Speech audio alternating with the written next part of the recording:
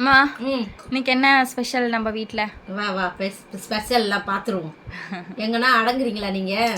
நான் வந்து வெஜிடபிள் பிரியாணி செஞ்சேன். ஆனால் அவங்களுக்கு அதுக்கு சைடிஷ் வந்து இதான் வேணுமா. இந்த பக்கம் பார்த்தீங்களா, இது வேணுமா, இது சாப்பிடணுமா முக்கியமாக இன்னைக்கு. அதனால சரி பரவாயில்ல, சரி சாப்பிடுங்க. உங்களெல்லாம் கண்ட்ரோல் பண்ண முடியாது, என்னால் ஒன்றும் பண்ண முடியாது. நான் தயிர் பச்சடி செஞ்சேன். வெஜிடபிள் தயிர் பச்சடி இருக்கு, எடுத்துட்டு வந்துடுவேன். சரி நல்லா இருக்கா? அவன் ஆரம்பிச்சிட்டான்.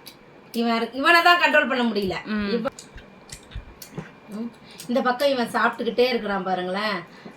சரி, லஞ்ச் சீசனில் சாப்பிடக்கூடாது அப்படின்னு நிறைய பேர் நம்மளுடைய சப்ஸ்கிரைபர்லாம் கேட்குறாங்க, ஏமா சாப்பிட்றீங்க அப்படின்னு. இல்லைப்பா, நான் இருப்பேன் இந்த 2 பேரால் இருக்க முடியல.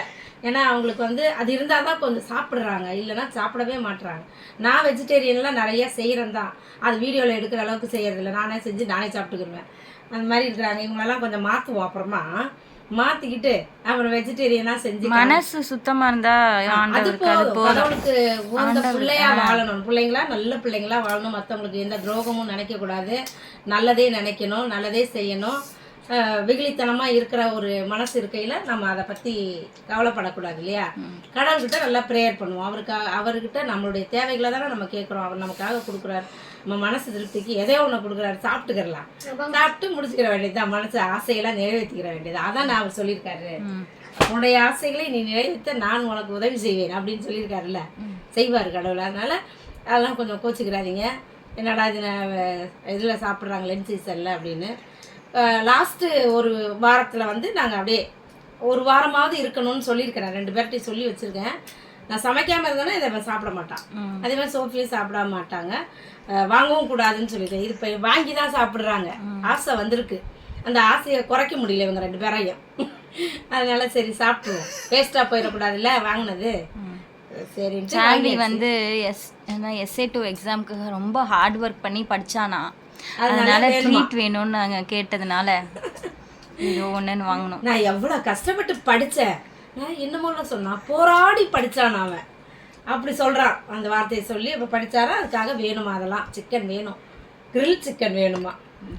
தந்தூரி கிரில் சிக்கனா தந்தூரியா? தந்தூரி ஏதோ ஒன்று. அவங்களுக்குலாம் தெரியும், நமக்கு தான் அது கொஞ்சம் கஷ்டம் எல்லாத்தையும் தெரிஞ்சுக்கிறதுக்கு. சரி எல்லாரும் சாப்பிட்லாமா இப்போ? சரி, நம்ம வீடியோவை கொஞ்சம் சப்ஸ்கிரைப் பண்ணிக்கிறங்க, ஒரு லைக் போட்டுட்டு வீடியோ பாருங்க. சரி சாப்பிடுவோமா? சாப்பிடுங்க. ஓகே, சூப்பராக இருக்கு. அவனே பாரு எவ்வளோ என்னமோ பண்ணிக்கிட்டு இருக்கிறான். நல்லா இருக்கு தந்தூரி. நான் ஒரு நாளைக்கு இது மாதிரி செய்கிறேன் பாருங்க, முழு சிக்கன் நான் செஞ்சு தரேன்னா. நல்லா இருக்குது, அழகாக இருக்குது பார்க்கவே, சதையா. டேஸ்ட்டும் நல்லா பண்ணியிருக்காங்க. பண்ணிக்கிட்டு இருக்கிறான் பாருங்க.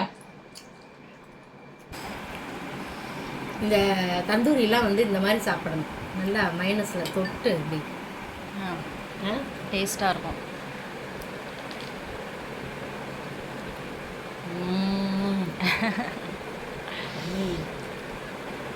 சூப்பராக இருக்கா?